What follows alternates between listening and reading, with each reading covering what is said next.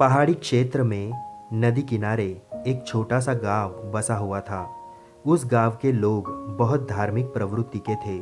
गांव के मध्य स्थित मंदिर में सभी गांव वाले दैनिक पूजा अर्चना करते थे।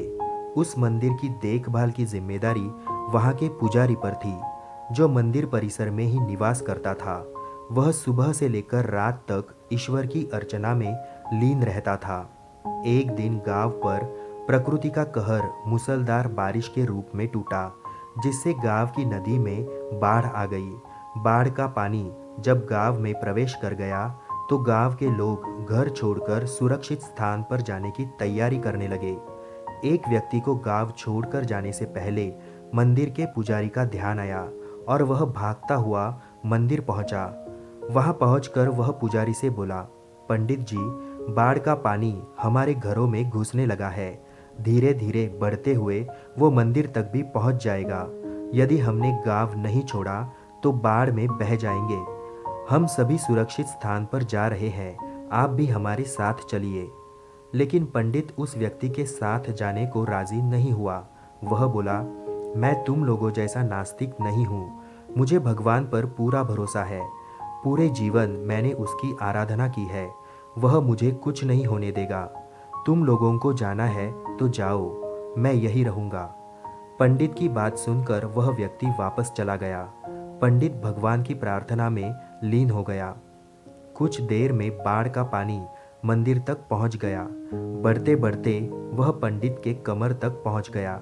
ठीक उसी समय एक आदमी नाव लेकर वहां आया और पंडित से बोला, पंडित जी, मुझे गांव के एक आदमी ने बताया कि आप अब भी यही है। मैं आपको लेने आया हूँ, चलिए नाव पर बैठिए। पंडित ने वही बात नाव वाले व्यक्ति से भी कही जो उसने पहले व्यक्ति से कही थी और जाने से इनकार कर दिया। नाव लेकर आया व्यक्ति चला गया। कुछ देर में पानी मंदिर के छत तक पहुंच गया।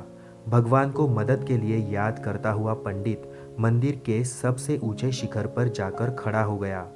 तभी वहां एक सुरक्षा दल हेलीकॉप्टर से आया और पंडित को बचाने के लिए रस्सी फेंकी, लेकिन पंडित ने वही बात दोहराते हुए रस्सी पकड़ने से इनकार कर दिया। सुरक्षा दल का हेलीकॉप्टर दूसरों को बचाने आगे चला गया। अब बाढ़ का पानी मंदिर के शिखर तक आ गया था। वहां खड़ा पंडित डूबने लगा। डूबने के पहले वह भगवान से शिकायत करते हुए बोला, भगवान, मैंने पूरा जीवन तुझे समर्पित कर दिया। मैंने तुझ पर इतना विश्वास रखा, फिर भी तुम मुझे बचाने क्यों नहीं आए?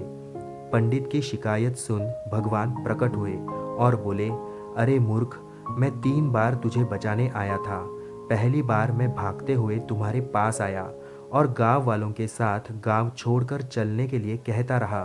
फिर मैं नाव लेकर आया और अंत में हेलीकॉप्टर लेकर आया था। अब इसमें मेरी क्या गलती कि तूने मुझे पहचाना ही नहीं? पंडित को अपनी गलती समझ में आ गई, लेकिन तब तक बहुत देर हो चुकी थी। जीवन में अवसर बिना बताए दस्तक देते हैं। हम उन्हें पहचान नहीं पाते और जीवन भर शिकायत करते रहते हैं कि अच्छा और सफल जीवन जीने का हमें अवसर ही प्राप्त नहीं हुआ। इसलिए अवसर किसी भी रूप में सामने आए तो उसे अपने हाथ से ना जाने दे।